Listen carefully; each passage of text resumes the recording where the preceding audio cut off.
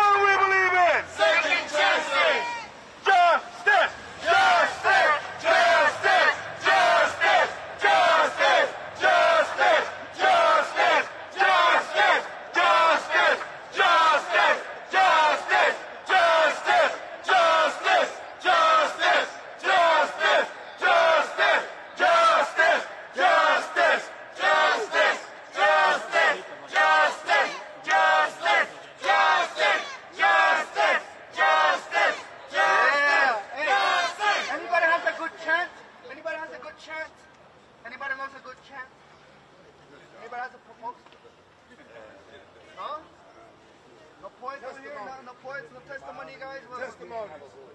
Testimony. Anybody? About second chances?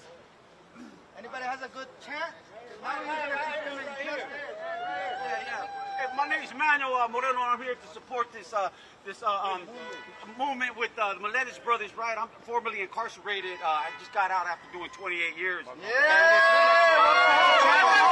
Second chances helped me, right? And these laws that apply to all, they should apply to all of us. And they're not just for just one certain person, right? They're for everybody. And if we got to keep on pushing forward so that these laws can pass and help all of us, all our former incarcerated inmates that are in there who are doing the right thing and trying to come home and be a productive citizen to society and give back. So yeah, I'm part of that. Thank you. Welcome home, brother. Welcome home, brother. This is what we believe in, second chances, you know. So I have a real quick testimony. So I served 18 years. I'm previously incarcerated. I also was a firefighter, incarcerated firefighter. I am now a firefighter for the state of California. Anybody believes in second chances? It's me. I am a living testament of second chances. I'm a public servant for the citizens of California, and I'm grateful and I'm humbled to be here. And I hope that everybody here that has benefited from second chances will chant with me for a quick 5 seconds. Second chances! Second chances! Second chances! Second chances! Second chances! Second chances! Second chances! Second chances! Thank you. Love you guys, and thank you for showing up. Thanks, everybody. And just so y'all know, a lot of people in this town, we know what it is to be in the cells, we know what it is to be in the trenches, and this type of work is not done unless it's done by us. Most of the time, it's the wrong people speaking on our behalf, representing us on our behalf. But change doesn't happen if we don't step up ourselves. We have to lead this shit ourselves. There's no more Black Panthers. There's no more none of that. We have us now, the formerly incarcerated people. So I really want to thank everybody for showing up. All the families that showed up, all the moms, sisters, brothers, everybody that came out to support. It really means a lot. Change doesn't happen if we don't have numbers. You guys showed up in numbers. Showed up very deep, passionate, and really appreciate all of you for showing up. And let's continue the fight. This is not over. There's a lot of people incarcerated in the state of California. I think around 95,000 people in California locked up right now. The numbers have gone down, but we have to bring that number even more down. There's people that shouldn't be in the cells. We're wasting too much money in locking people up and throwing the key away when we could really invest in solutions that are more effective and have better outcomes. Yes, sir. And shout out to Anti-Recidivism Coalition. Shout out to Healing Go hard. ARC, Actum, Esteban. Appreciate it, homie.